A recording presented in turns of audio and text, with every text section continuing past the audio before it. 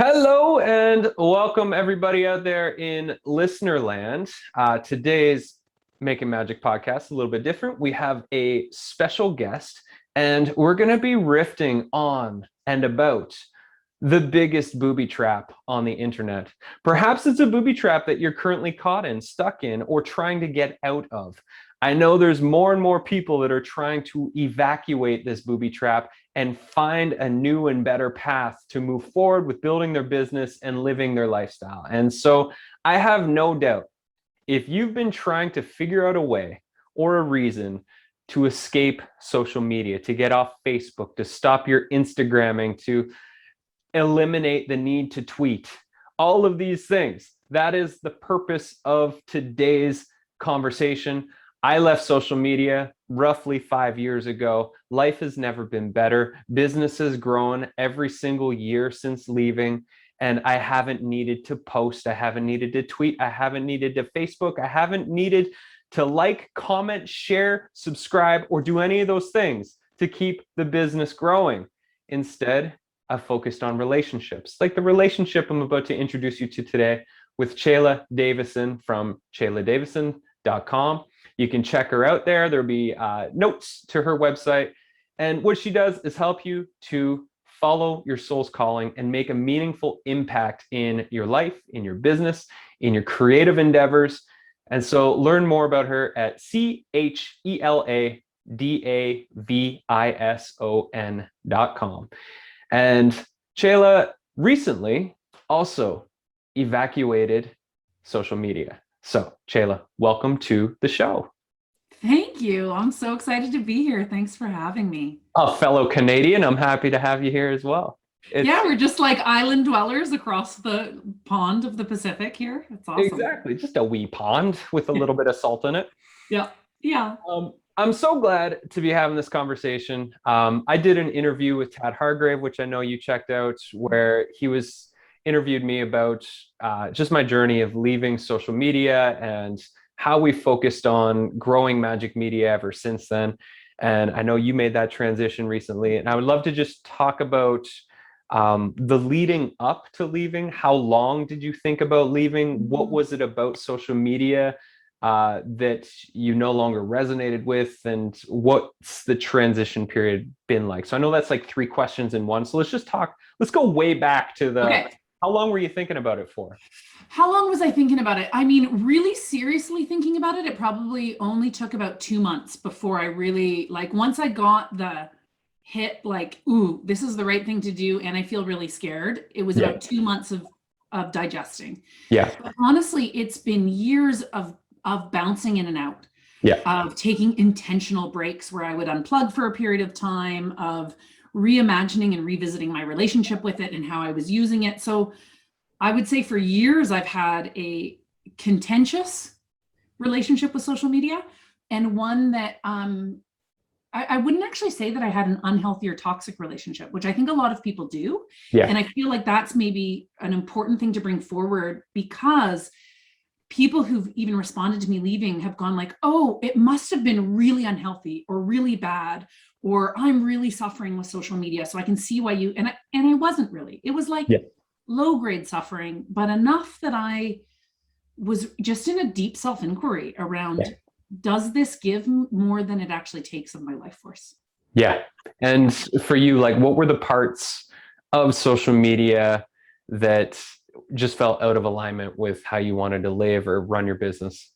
Oh, yeah. Well, I appreciate business wise, because there's, the personal reasons for leaving and then the professional reasons for leaving. And one of the big things that I found is for business, depending on what your approach is, right? I know a lot of different businesses have different approaches, and you've got some big businesses where the people at the top don't even see or do anything. They've got people who just totally run the show.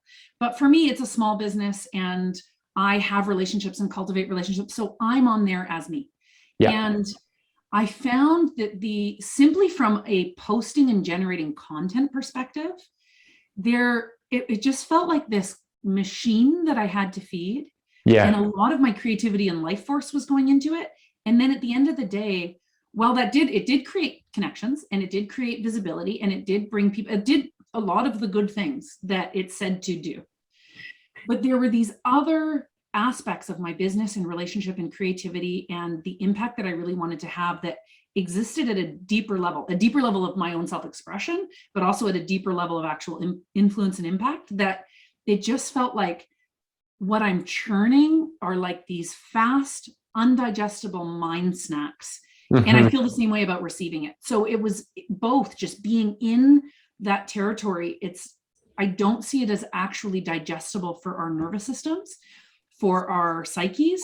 Yeah. And it just felt like, I was on a ride that I didn't want to be on and wasn't nourished by. Yeah. Yeah. I think there's a lot of people that kind of feel like that right now. Yeah.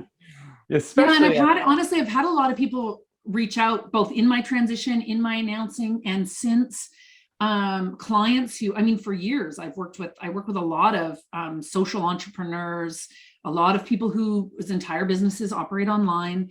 Yeah. And the churn and the feed the machine is something that a lot of people say. And I know some people whose their actual working hours, the amount that they spend on creating content for social media, on like all the things you said that you don't have to do, responding, playing all the games, engaging the advertising, the amount of money that they put into it ends up being a really significant part of their business. Yeah. Even more so than these other pieces of cultivating connection and really getting to the bone of what it is that they're here to do. It's like getting caught in a ride. Yeah. It's not actually giving what it promises. And I think that's one of the big things that I started to feel is there's some idea, and it's perpetuated by how people talk about that you have to be there. And if you want a book deal or you want a successful business or you want all these things, that first you need some major platform with all these followers. And I think it's a racket. It is. Yeah. And the racket is made by online marketers trying to get you to become an online marketer. Yeah. Well, and then you watch that loop, right? These layers of marketing, selling marketing. And I'm like, I've worked with enough entrepreneurs to know how much is under the surface in terms of suffering within that game. Absolutely. It's, it's a hustle, and it doesn't have to be a hustle. Life doesn't have to be a hustle. The way we do business doesn't have to be a hustle. I hustled I'm 18 years in of full-time entrepreneurship, and I know the hustle. I know the grind. I know the, just scraping by month to month. And it's really hard, especially when you're, in that social media loop of constant content creation, which really doesn't lead to results. And I heard from you in the conversation we had before the show here was like, you just wanted to go deeper in what you were creating and what you were able to offer than the surface stuff that tends to get put out on social media. Yeah. You want to talk more about just the depth that you were yearning for inside of your life and your work? Yeah, absolutely. It's in a lot of ways, in terms of how I work with clients and I do a lot of depth one-on-one work and group work. And so in that way, I feel really satisfied. But what I've really been yearning for is more creatively. Yeah. To be writing in deeper ways, to even like deepen and work with my body of work and do that in a way that I can actually go away for periods of time and incubate. Like I heard about, there's this woman, a friend of mine, some colleagues in a call recently was talking about Cynthia Bourgeault, who's I'm going to totally butcher what it is that she does, but she works in like Christian mysticism and is an author and a real crone and leader in her own right in industry. And I heard recently that she 6 months of the year, you just can't get a hold of this woman. And I went, that's what I want is more. So the depth of work to create, but also depth in my relationship to time. Yeah. So it's not just what I'm creating as a business person on Instagram or Facebook or wherever I may be, but there's something that happens in the relationship to time when continually plugged in. And it's not just social media. It's like all these different digital relationships, my email, I really love Cal Newport's work in actually digging into what does it take to be in deep work states. Yeah. It's actually a state of being to drop into. And every time we task switch and every time we move our attention somewhere, we actually pop out of that state, and it gets harder and harder to cultivate these deeper creative states. And I want that. I want that in my creativity. I want that in my presence with my children. Like Yeah. I'm not scrolling on social media when I'm with my kids, and I wasn't, or rarely would be, which I know actually isn't the case for most people. Yeah, totally. But even the way that it starts to take up attention in the psyche, Yeah. the way I've noticed, I'm walking in the forest with my dog and I'm crafting Instagram captions, and it just made me feel sick, Yeah. honestly, to watch the way that my psyche had been co-opted. And it just, yeah. So that's the depth. It's like, Yeah. I actually want to be free of what's at me. Yes, that's exactly what happened to me 5 years ago, right around the time we had my son. Is I was up on a mountain watching this incredible sunset, and instead of just taking it in, I was crafting my post on how I was going to describe it. And I was like, the hell with this. Like, Yeah. my mind has been completely hijacked. I'm not thinking my own thoughts for myself anymore. I'm thinking in a way that is trying to impress upon the world that I am important and special and I'm living my life fully. Whereas, like, really, I was fully out of the present moment. And I was like, I'm done. And I went and I made the announcement the next day that I was thinking about it and that I was just done. And so I collected all the contacts of the people I wanted to stay in touch with and pressed the deactivate delete account. Yeah, it's amazing. I guess my question for you is like, you can comment on what I said, but what was the fear that came up around leaving?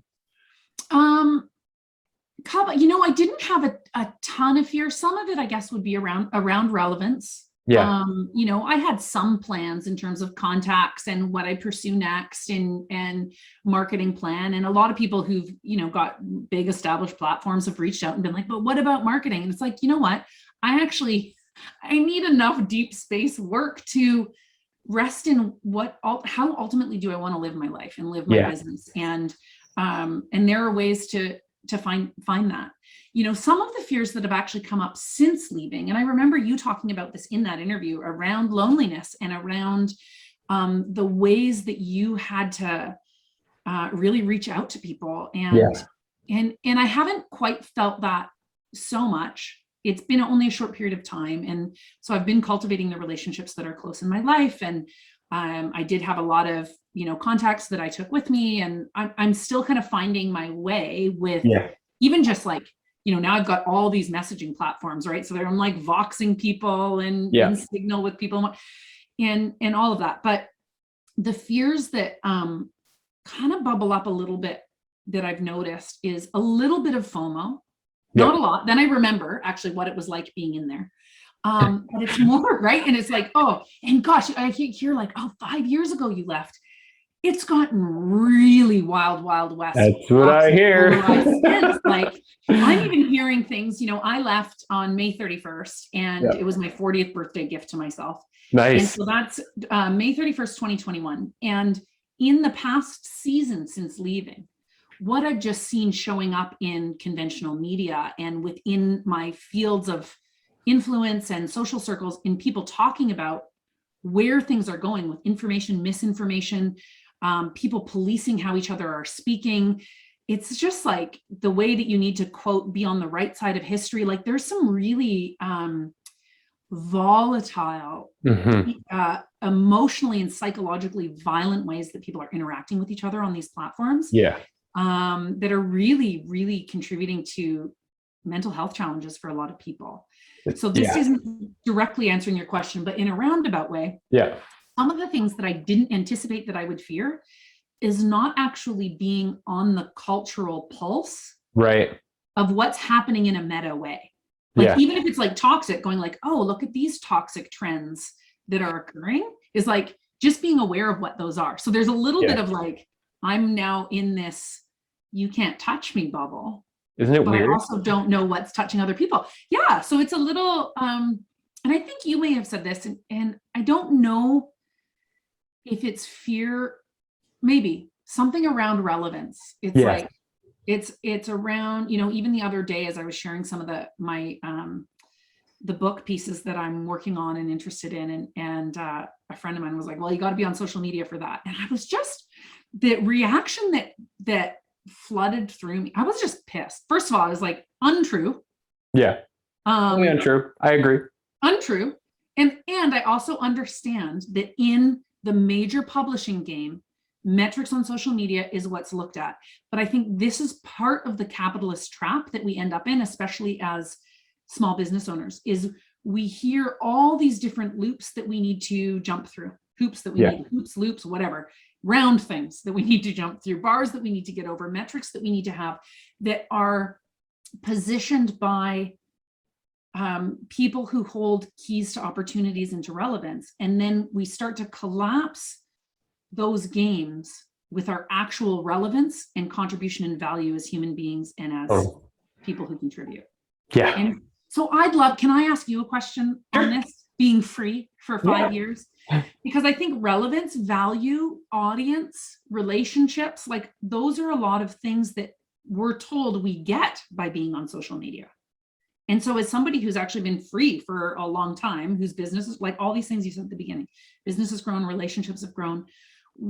What is it like for you now after this time? Like what has been reinforced and what have you gotten that you wouldn't have gotten if you'd stayed?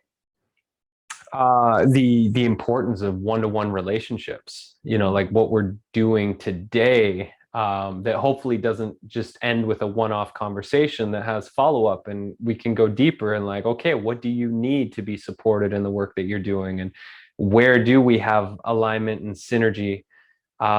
It's a lost art. You remember the olden days when if you wanted to talk to somebody, you'd pick up the phone and you would call them out of the blue. And I do that all the time. I call people all the time out of the blue. I don't make appointments. If I'm thinking of somebody, I'm going to pick up the phone, I'm going to call them, and I'm going to check in. And people get really delighted by that. Yeah. I feel like the other piece is how reconfiguring our business model so that no longer do we need 10,000 followers and 10,000 people on our email list to have a successful business that can make 6 to 7 figures, that, with a few thousand people on your email list and no followers on Facebook, can you have a multiple 6-figure business? And the answer is yes, fuck yes, you can. If you have 3 raving fans who are in alignment with your business model, who are colleagues of yours that are willing to help promote, that are willing to interview, you can get introduced to other people's audiences where you have contributing pieces of perspective and lessons that you can contribute to that audience, and you can reciprocate with other people. It's like back in the Jeff Walker days, which I'm sure he's still doing his thing. They had like their inner circle where it was just a big like peer orgy of promoting each other's launches, and you would see the exact same formula for all of their launches. The bro circle jerk, I've heard it called. Exactly. So we can all do that as well in our own way. And it doesn't have to be sleazy, and it does work. And so I think it's rethinking business from a perspective of, rather than having followers, we're seeking out meaningful, longer term relationships. And I mean, I'm doing this in my own personal life as well. As the world is getting crazier and crazier right now, I'm seeking like, where are my people? Where are my real people that we can stand strong and grow together and rise together through this, so that we're better on the other side of whatever challenges come up next? And so I think people need to like come back to the village mind, that we don't have to like push forward on our own, that we can do this together. And it's about finding the peers and the people that you do have things in common with, shared values, shared interests, shared audience types, all that sort of stuff. And it doesn't matter if you have 5,000 people or 500 people or 50 people on your email list. If you honestly have a gift that can be contributed to another person's audience, it should not matter the size of your list. It's the quality of what it is that you're bringing to that group of people. And to me, like, that is the value and the reciprocity. And even if a podcast only has 50 listens on it, if you show up and you share authentically, out of the 50 people listening, you might end up getting 20 of those people that convert to clients of yours. We don't need, an entrepreneur on fire. We have 1 million downloads, all that sort of stuff. Like, it doesn't matter. I think this is a really important point, whether we're talking about social media or not even. And I appreciate, actually, I think part of what would inform your view is not only you being gone for 5 years, but like you just said, you've also been doing this for 18. And that, I believe, is pre-social media. I've also been, like, I started my first business when I was 19 in 2000, and we didn't even have a website. And when we got a website, it was like people didn't even go there. It was just word of mouth and people showed up. It was brick and mortar, so a bit different. You know, when you have a brick and mortar, you're more actually focused on the community that's right here and the customers who are going to be showing up in person. But I think there's a weird kind of idea virus that has infected the online, what you need to do. And I mean, we see it all the time in whatever the new trend is, right? So there's the new trend. This was the problem I had, and then I did this thing, and then I solved that problem, and now you just do what I do, and then you're going to have the success I have, and now here's my formula. And that formula of espousing the new thing is all over the place in online business. But part of what gets espoused a lot is this piece around volume and scaling. And so if you just have the enough volume, then it will convert in this way, and then you're going to make all this money. And even the like 6-7 figures, I mean, great, who doesn't want to make that? But even, I think what I've seen a lot of is that people start to feel overwhelmed about where to even start or where to focus attention and energy, and don't have the time, space, and honestly, even the resources, because most people are in survival mode and need to make something really fast. To be able to sit and go, what are the deeper notes of what I long for in my life? What do I actually need? What do I actually want? What do I want it to feel like? And what are the approaches that are going to work for me? And instead go, you know, I've had people reach out and go, well, yeah, but you have an established business, so you can leave. You know, if I'm just starting, I have to be on social media. And my response to that is like, if you're not called to being on social media and you're just starting your business, you don't want to be there. Some people honestly want to be there. I'm not actually anti-social media. Totally. For the folks that love it, it's working for them. It feels like a self-expression. It's a great creative place to be. You love your connections. You do you, for sure. Absolutely. But if it sucks your soul and it feels like it's sucking your creativity and you feel scared to express yourself and you don't feel like you're doing it right, you're going to pour hours and hours and hours, not just of your time, but of your creative energy, and have diminishing returns when there are other ways to do it.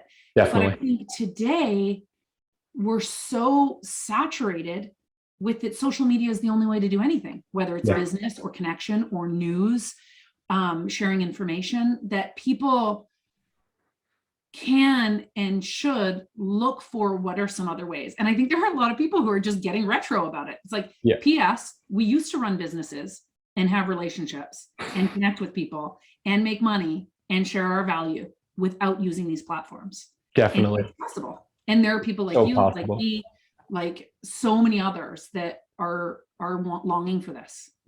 And I would suggest for people, like, if you're not going to do social media, a great place to start, which is where I started years ago when I was building my meditation business, was start local. You know, whether you're a business coach or a designer or some other type of coach, or you've got, I mean, any number of businesses, grow it locally, because then you can walk up to somebody and say, hey, this is the thing I do. Do you need this? And you can build a relationship with people and actually get together in person. Like, you know, everybody has the pipe dream of making 6 to 7 figure income. It's all passive income, etc., so on and so forth. And those things are possible. I make a good deal of money, passive income, from my meditation library that I built years and years ago. Every year that money just continues to grow and come in.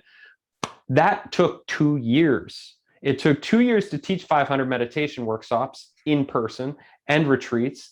And then it took 2 years of working my ass off to create a library of tracks that was world-class, that could then be added to all these different apps and so on and so forth. So it really, you know, it took 4 to 5 years to get that passive income to where I wanted. You know, when I was definitely struggling, trying everything in the book, when I first started launching those meditation programs, I got turned down by Mind Valley 5 times before they finally said yes. And now I've been their #1 author for 6 years straight. So it's one of those things of like, we have to like find the way that works for us. And this day and age, when there's so much crap, quality is key. We have to do really, really good work. Our media needs to stand out. If we have a company that is doing things on the internet, then we have a media company, and therefore we need to be quality media creators. And the other piece is just like the quality of connections need to be really, really high. We need to have trust in the people we're promoting, and vice versa, for people to feel confident in sharing who we are and what we do with their audience, which they've worked hard to accumulate. Yeah. Yeah. Beautiful. You know, and I really want to underscore this point about the difference in a quality relationship versus the quantity of, you know, like a lot of people look at followers and likes and sometimes, again, I'll say sometimes those metrics really matter. But I think for listeners, it's like, you need to see what metrics do matter and why do they matter. So if you're pouring a lot into any strategy, any marketing strategy, any relationship building strategy, any strategy to build your life's work, is what are you checking against as you go to see if it's working? And a lot of times people's metrics for what they're checking is off. They're checking for, am I doing enough? Do I have enough people who are following me? Well, are those people actually relationships that are they converting? Are they people who are sharing your work? And I think that's something that a lot of, when you're stressed, when you're busy, when you're trying to do all the tactics that people are sharing out there as the ones that work. And it's why I'm even hesitant when I'm like, look, if social media is working for you, go ahead. But if you're experiencing it like a noisy booby trap, like that's the other thing that you got to think about, like the amount of time, you know, when I first saw people making reels, and then it's like, everybody's going, you got to make reels. And then, I had a marketing gal, social media woman working for me at the time. And she was like, I was like, all right, so you got to try reels. And I was like, oh, fine. It's just got to be like in a way that I feel actually authentically expressed. Right. So then she sends me this thing on, you know, how to go about starting doing it. And she said, I recommend you set a time limit because you can really put a lot of time into it. And so, you know, just start with like a 30-minute time limit.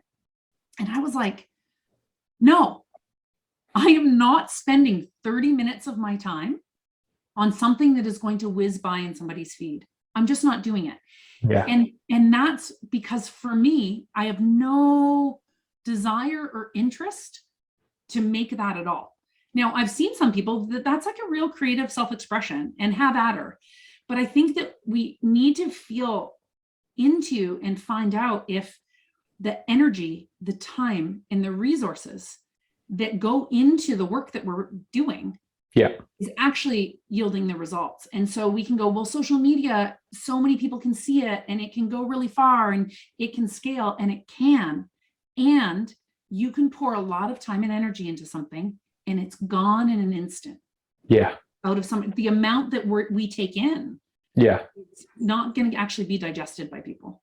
100% agree. And I think people also need to get real with their own personal values. I mean, anybody who's watched The Social Dilemma, and you see the way these engineers are programming these social media platforms, it's just downright evil. I mean, it's the definition of evil. They are trying to mind control people so that you remain on their app, so that you purchase more junk that you don't need to try and fill a hole in your heart and your soul. And to me, that is the epitome of evil. And I think if people just were honest with themselves, they would probably agree that that's not okay. And if everybody said that was not okay, and they went to other platforms that may potentially align with their values, it would all change. But because, you know, it's people are just perpetually saying this is fine because it gives me this, because I have Messenger and I can stay in touch with my friends, I'm okay with this whole spy software that's like totally programming my mind and causing all sorts of chaos in the world. And to me, it's just like, we are all making choices that are dictating the future of our planet. And to me, this is one of the things that needs some serious consideration, because I don't think it's creating a future that's going to align with what everybody truly dreams and wants to have. No. And I think it actually, back to this point about you watching yourself out and watching yourself craft a post, the way that I was watching myself craft posts. Yeah. This is just one part of it, right? One part of the keep you on the app as much as possible, but actually reprogramming the way that we think. Yeah. And reprogramming the way that we think about each other, because some of the when you start to actually research what some of the algorithms preference is, we all know about the echo chambers and everybody talks about that. It's like, oh, why are my views being reinforced over and over again? But then the opposite is also true, is you're likely to be fed content that is so opposed what you see, because you're most likely to engage with that and then go start arguing with people on the internet. And so between both of these, we have more and more polarized views occurring. Because all that's coming in is exactly my view and exactly not my view. So the us and theming that starts to occur and then diminishes empathy. Yeah. And then on top of that, there's this voyeuristic quality that's layered over top. So even when we go, well, we have Messenger, and that can, aside from being spied on, apparently is private, right? But the commenting on each other's posts, sharing stuff and then having people comment on it.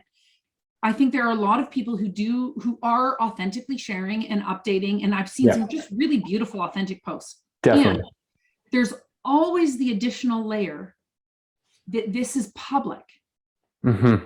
And so whatever we're sharing, there's another layer of performative, even when we're commenting. I'm commenting and responding to that, and then that's being seen. Yeah. And this is it feels like a real, dangerous psychological experiment, even from, and part of it actually has, to me, it started to feel like it had a high school quality to it.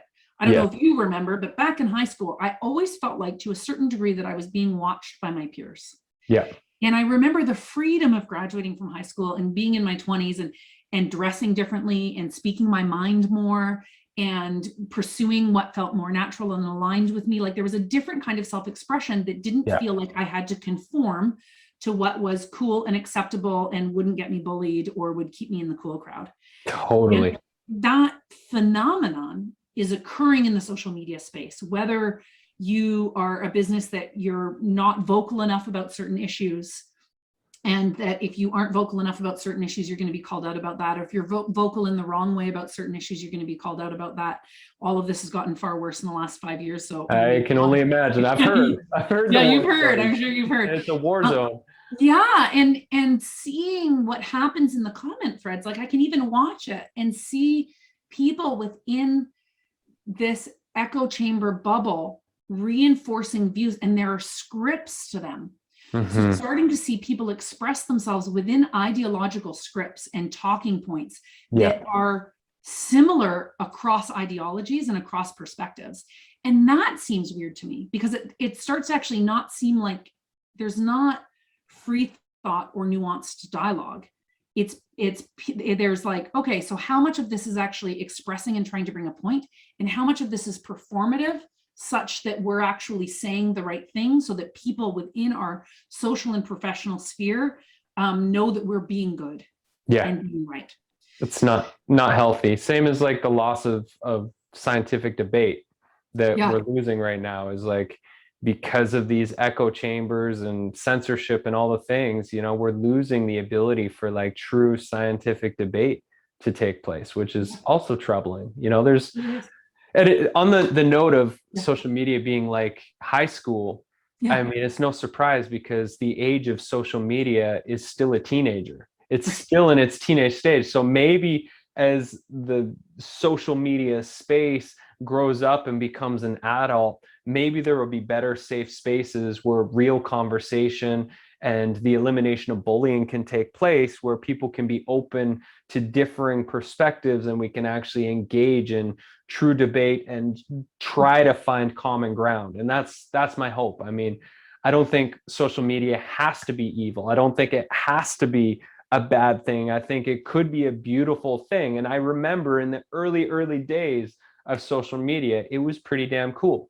Mm-hmm. But I think jaded it. I think it's become, well, a couple things. One is, I mean, you already spoke to this, right? But the corporate entities that are actually running it and driving it, right? So the primary driver, like a corporation's job, is to take care of the corporation first and foremost and its shareholders. And so these aren't open source platforms. These aren't neutral platforms. And so just what we've already talked about in terms of the level of manipulation that's occurring to have us engage in a particular way and to do it for profit. So while I second it would be really nice if we could get to there in how we engage, we're actually being fed and triggered and directed towards non-dialogue and certain ways of engaging, given how the tech is occurring, how the tech works. Yeah. So what I feel hopeful for, and I know you've got a membership, and there are a lot of people who are starting to find places and spaces where they can create and widen their own community around their work, but also just practice spaces where people can get together and be in practice together, whether it's the practice of dialogue, the practice of masterminding and working stuff out on their business, of sharing ideas and all the things that social media was meant for. And I know that there are other platforms that are coming up that may not be driven by these things, but the capitalist agenda around the whole thing. And I'm not anti some aspects of capitalists, but I have this like post-capitalism vision where we can interact and be in commerce together and be in ways of sharing our gifts and purchasing and flowing resources that isn't based on extraction. And these platforms are, from how they're extracting of their employees to how they're extracting of the creativity and the actual content that you're creating that then is owned, to our actual psyches. And it just feels like real. I mean, I love that you call it a booby trap, because we go there for something. Yes, we go there for something, and that very something, the need for connection, the need for significance, the need for a platform in place to peddle our wares and hang our shingle, all of that is exploited. And I feel for people. It's a really hard time with pandemic and lockdowns and everybody being ushered into their little silo where they're not allowed to connect with loved ones or go out and make new friends and all that shit. Like it's a hard moment in time. And I think it's an opportunity for people to also dig deep into their own consciousness and their own soul and figure out what is true and what is right for them, and to stand fully in that in their life. And the thing that most people are lacking is that meaningful purpose, which yes, it comes from connections. It also comes from creative expression. And if we're truly doing our creative work, we don't need 10,000 people to like our post to tell us we did a good job. We know in our heart of hearts that what we're doing is good. And that's what we need to get back to, is the self-approval instead of the peer approval for what it is that we're choosing to do with our life. Yeah, beautiful. I want to build on that and also validate that when you have when you create, you do want it to be seen. Of course, being seen and received and recognition and actually feeling ripple and impact is part of our innate desire as a social creature and as social relational creatures. I think one of the things that I would offer is for all of us to question our assumptions about what is really going to meet our needs for significance and being seen and being received. And I think that what you just said is like there's our digging deep, and then there's being able to put something out. That feeling of like, I made this. Do you like it? Did it contribute? That's really important. And honestly, it's harder work. So I'll say this: I believe it's harder work to find the ways to do that genuinely. And intimately with true relationships, and to cultivate real relationships over time.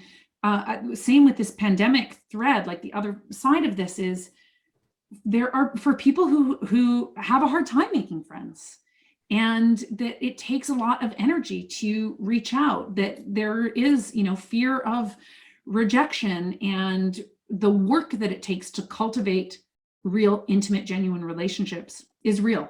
Yeah. Definitely. And I think that's one of the things with that can be one of the booby traps with social media is it's relational fast food.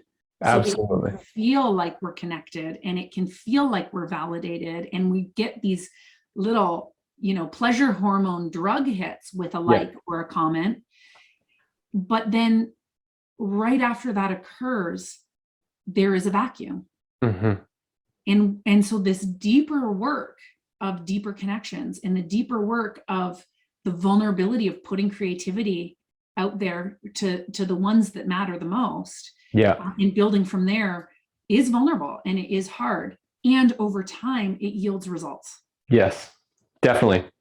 It does. And that's like, you know, it was definitely terrifying to leave 5 years ago. I thought I made a mistake. I felt like I was erased from civilization, you know, leaving. Like that was all real feelings. But in going through that pain and that fear and that isolation, I found community both online and offline. I built community both online and offline. And you know, the relationships I have both online and offline are deeper and better than they ever were before this. And you know, if I hadn't stepped into the void just like you've just done, I wouldn't know what was on the other side without social media. It wouldn't be something I would know. I would love to hear, well, as you did those things, you know, for those who are listening and are going like, okay, I hear you. Yes, I want that. I want to leave. I want to cultivate those things. I really appreciate that you said that you had a period where you felt like you made a mistake versus like you left and you were just like, right decision, I'm good. I peeked back in. I reactivated my account a couple times. Oh yeah. Peek back in. You know, I made a post. I made a post on Instagram maybe 8 months ago, reactivated my account, peeked in, made a post, and I felt so gross after. I was just like, oh, I don't need this. So it was just like, it was a visceral, still feeling glad I made that choice. Because I was like, I was hearing from friends about all the negative shit in the world. And I was just like, maybe I could come bring some positivity, some life, some love over here. And I was just like, no, not my place. Not your place. Not my place to do it. Oh, I love that. So what is it? What did you like? What do I want to ask? I want to ask about like what it took, not necessarily practically, but like in yourself when you said, well, then I built community and I built relationships on professional and personal, online and offline. Yeah. It's a different set of skills or muscles than, and social media takes a certain set of skills and muscles that some people come naturally to some and not to others. So for those who are going, oh, well, I want to do that. Yeah. But how? What did that take? Like, what did you bring to the table to cultivate those relationships? So for the in-person, I definitely found myself isolated and feeling lonely. You know, I had my wife, we just had a baby. She was, you know, went through a hard time. We went through a hard time as parents do, new parents. So being isolated and alone didn't help. My loneliness didn't help create unity in our relationship. And so I started connecting with other dads, but they were very infrequent connections. And so I started a man venture club on our island, and we started getting together every Tuesday. And whatever guys would show up to the adventure, we as a group would choose what we did the week after. And it's been epic. We've been 3.5 years. Our local chapter's grown to about 30 men, 35 men, mostly dads. We have done the craziest, most epic shit ever. Every Tuesday is just like the best day ever.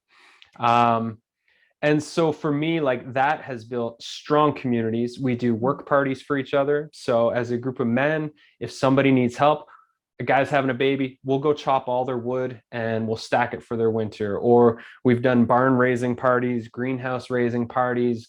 We've cleaned people's houses. We've done so many different things. We raised a bunch of money. We did like a pop-up karaoke event in the park one night where we raised money to save old growth forests. Like we've done lots of stuff. It's been amazing. And through the act of like getting together and doing stuff as a group of men, the bonds have just been incredible for everybody. And like, because I started this thing, it's like all of these other men have found each other as well.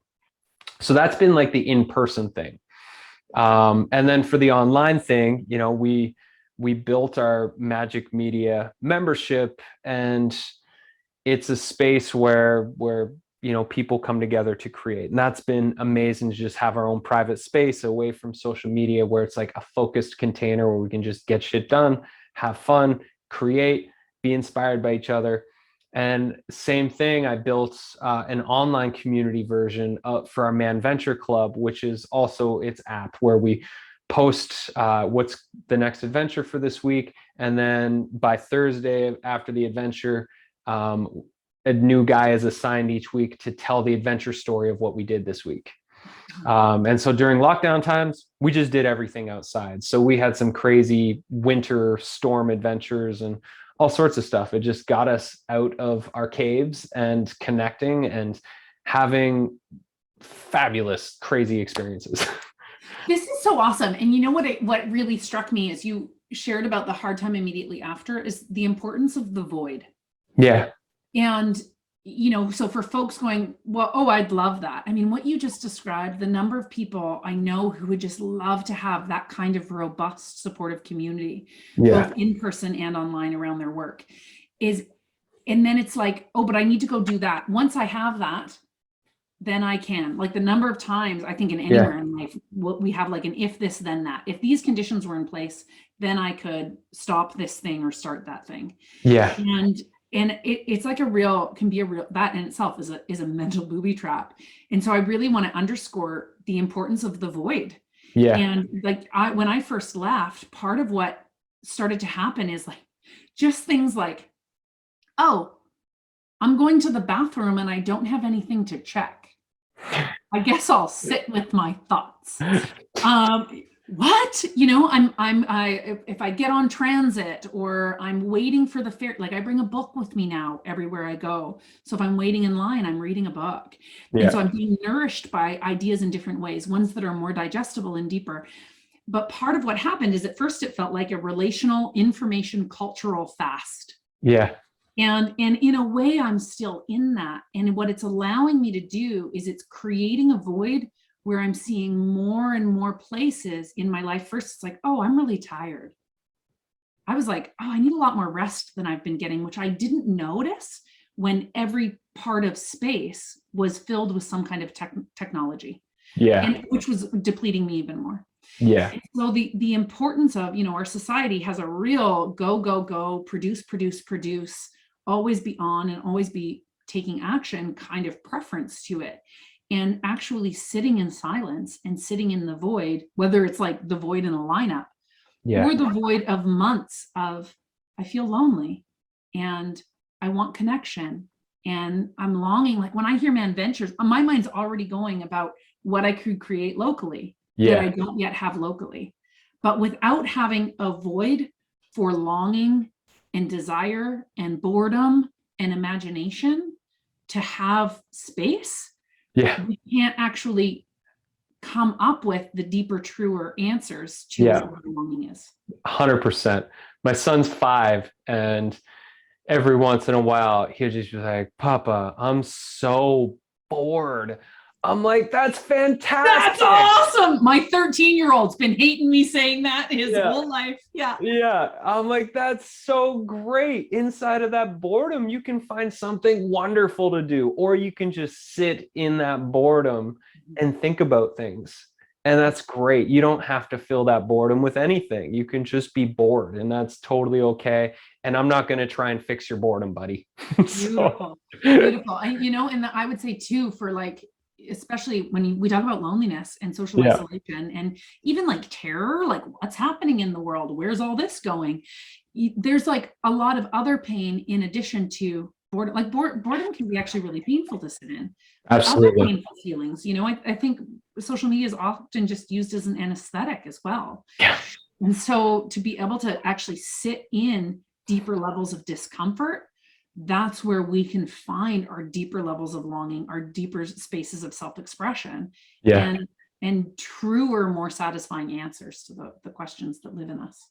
Yeah, I think as time goes on, we as people need to be more and more vigilant and protective of our mind space, our mental and emotional field. And I mean, they call it on social media the news feed, because you're not choosing what you're putting in your mind. It's all just being fed to you, spoon fed to you. And those algorithms, as well as the people at the top, they could send you whatever news they want to feed you.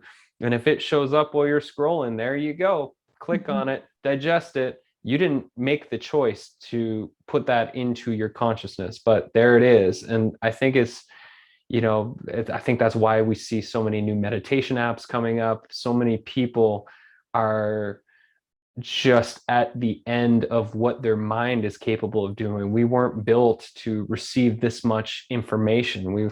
It's mental, psychological warfare taking place right now. And it really is. I read an article recently, actually, that was written back in 2019, and it was like, it really struck me on a visceral level of referring to social media as the trauma dome. And what it was talking about was the ways in which technology is becoming an extension of our nervous systems as the human nervous system. And social media being an expression of it actually creates dysregulation in our individual nervous systems, but is creating a dysregulated collective nervous system and having people be in reactive trauma responses all the time. And reading that it's like, I could feel, the number of times you get off a doom scroll, or even just doesn't matter. It's like, after being fed for a while, how many people leave social media after scrolling for 30 minutes and are like, I feel filled up, nourished, connected, supported, empowered, sovereign, like creatively ready to go. I mean, that just, if it happens for some folks, great, you're in the right place. But I don't think that's the common experience. Usually, what the hell just happened? What happened? What happened to my time? To answer something, and then all of a sudden, 30 minutes pass, you don't get that back. You don't get that back. Pretty sure on our deathbeds, we're not going to look back and say, man, if only I scrolled a little bit longer. That's all. I just wish I could have scrolled longer. Yeah. No, we're not going to do that. No. And it's definitely not just the time. It's the actual, we've talked about the psychological impact and what happens on our attention and our brain, but what happens in the nervous system, like how much anxiety gets kicked up, how much FOMO gets kicked up, whether it's the content itself or just the speed and the pace. Yeah. At the end of the day, one of the big things that I kept seeing when I decided to leave is I kept noticing the ways that I was overriding my body for different things, whether it's, I also have a young child. I've got an almost 3-year-old, and just that alone, just the first 5 years of what happens to your sleep, you're tired, right? So having to push through things to show up for him, for my older child, for work. And I just had this, I'm an animal. What are the ways in which I'm not actually honoring that I'm an animal? I'm a mammal, and there are certain needs as an animal and certain paces as an animal that are more appropriate. And the speed of technology and the speed of the input that's coming in creates a different relationship to time where the information isn't digestible. So when we're saying like, here, have this and digest it, I don't. And I think that this is what a lot of people are experiencing is information indigestion. It doesn't actually have somewhere to go and to settle and then to inform our behaviors. We're just consuming more and more and more and more and more and more, and we're dysregulated because of it. Totally. Yeah, it's wacky. It's wacky. Future generations are gonna look at like, that's the point in history where human almost went completely crazy. But fortunately, I think we're going to be able to pull through this. I think there's enough people that are waking up and ready for some other new way to live their lives. And, maybe this pandemic and in hindsight will be a blessing as a way to bring people out of the social space and realize our need for real heartfelt human connection. Fingers crossed. That's what I'm going for. Come on. Microeconomies, sharing of resources in a real way. I've heard, I don't know, but I should probably look up if there are stats to support this, but I've heard that younger and younger generations are just not as interested, and that they're actually seeing and feeling the way that these platforms are making them feel and are opting out. So I really hope that for, the upcoming leaders that are just going to go, you know what, that was a cool experiment you did on our parents, but we don't want to be part of it. Yeah.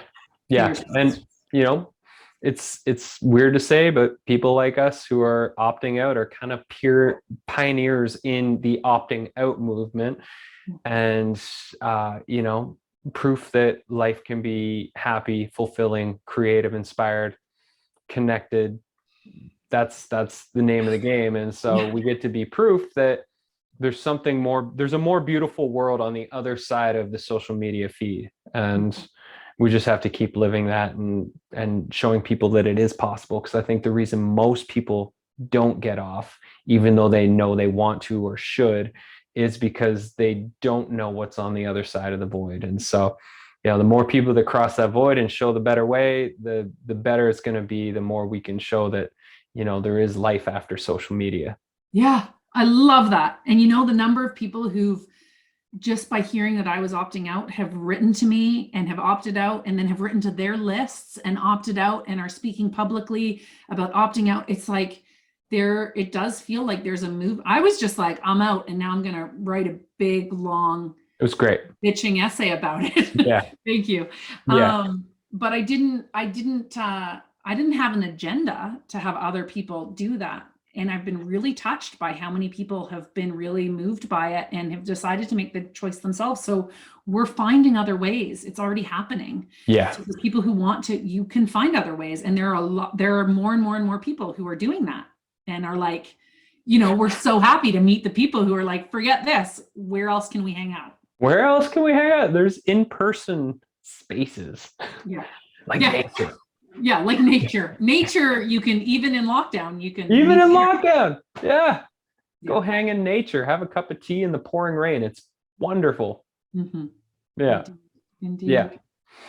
Well, this has been fun. Yeah. Any final bits of advice, words of wisdom, anything you want to share with the people that are listening and tuning in right now?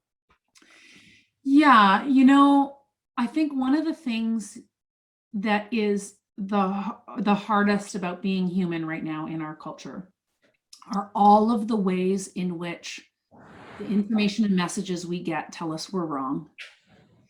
And while you and me are both sharing our stories and journeys and advocating for like, yes, this is the path, the last thing I would ever want to leave somebody with is, if social media is a lifeline for them, or a self-expression, or something to kick up a kind of doubt that has them turn the doubt inward in a way that they're feeling wrong. Yeah. So what I want to, I guess, really champion is why I left and why you left, is these were really sovereign choices that were deeply aligned with our values and our longings and the way that we wanted to live our lives. And that, whatever the choices are, above all, that's what I want to champion for people, is like soul aligned decision making, values aligned decision making, and building a life that really nurtures and grows you, whatever that is. Love that. This is the right path. Yeah. I love that, because our values aren't other people's values. Yeah. And it's up to each individual to figure that out for themselves, what their values are, and to make choices that align with that. Totally agree. That's a great disclaimer at the end of this. Yeah. And may people just social media can make us feel like such shit about ourselves. And the last thing I want is for this conversation to make anybody feel like shit about themselves. So like, you do you, and may your, heart and instincts and soul lead. Yeah. All of that. Well, Chela, thank you so much for the conversation. This was super inspiring, and I'm excited for round 2. 6 months to a year after you leaving, what has shifted? Where have you gone? How's your business model changed? All the things, because you're in the void space, and you're reconfiguring reality within that void, and so no doubt things are going to be different. Yeah. Awesome. Great. Well, I really appreciate your time and the invitation, and I look forward to that. I look forward to part 2. Thank you so much. And thank you everybody else out there in listener or watcher land. We'll see you next time.